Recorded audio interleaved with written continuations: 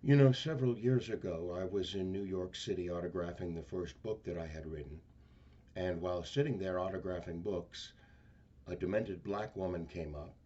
The only question I heard from her was, "Are you Martin Luther King?" And I was looking down writing, and I said, "Yes." And the next minute, I felt something beating on my chest. Before I knew it, I had been stabbed by this demented woman. I was rushed to Harlem Hospital. It was a dark Saturday afternoon, and that blade had gone through, and the x rays revealed that the tip of the blade was on the edge of my aorta, the main artery. And once that's punctured, you're drowned in your own blood. That's the end of you. It came out in the New York Times the next morning that if I had merely sneezed, I would have died. Well, about 4 days later, they allowed me, after the operation, after my chest had been open and the blade had been taken out, to move around in the wheelchair in the hospital.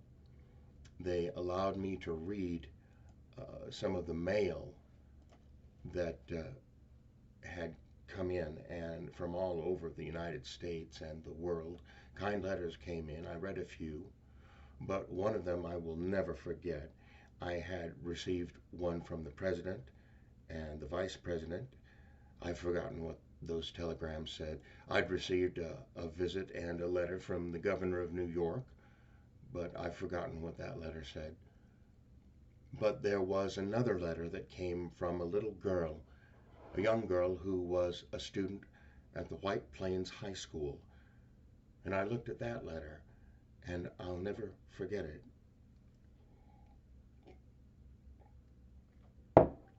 It said simply, "Dear Dr. King, I am a ninth grade student at the White Plains High School."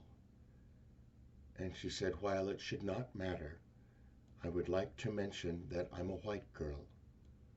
I read in the paper of your misfortune and of your suffering, and I read that if you had sneezed, you would have died. And I'm simply writing you to say that I'm so happy that you didn't sneeze." And I want to say tonight that I too am happy that I didn't sneeze. Because if I had sneezed, I wouldn't have been around here in 1960 when students all over the South started sitting in at lunch counters. And I knew that as they were sitting in, they were really standing up for the best in the American dream and taking the whole nation back to those great wells of democracy which were dug deep by the founding fathers in the Declaration of Independence and the Constitution. If I had sneezed, I wouldn't have been around here in 1961 when we decided to take a ride for freedom and ended segregation in interstate travel. If I had sneezed, I wouldn't have been around here in 1962 when Negroes in Albany, Georgia decided to straighten their backs up. And whenever men and women straighten their backs up, they are going somewhere, because a man can't ride your back unless it is bent. If I had sneezed, I wouldn't have been here in 1963 when the black people of Birmingham, Alabama aroused the conscience of this nation and brought into being the Civil Rights Bill. If I had sneezed, I wouldn't have had a chance later that year in August to try to tell America about a dream that I had had.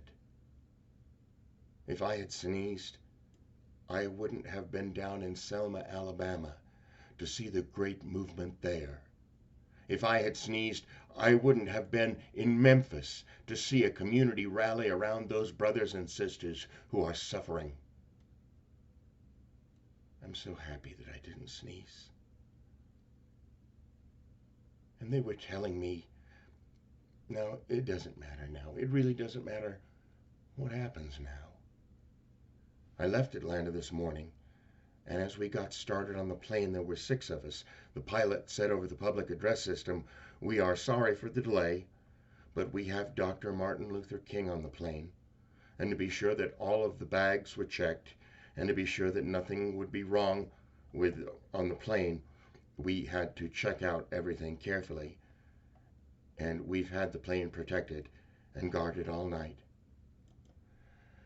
And then I got into Memphis, and some began to say the threats or talk about the threats that were out, what would happen to me from some of our sick white brothers.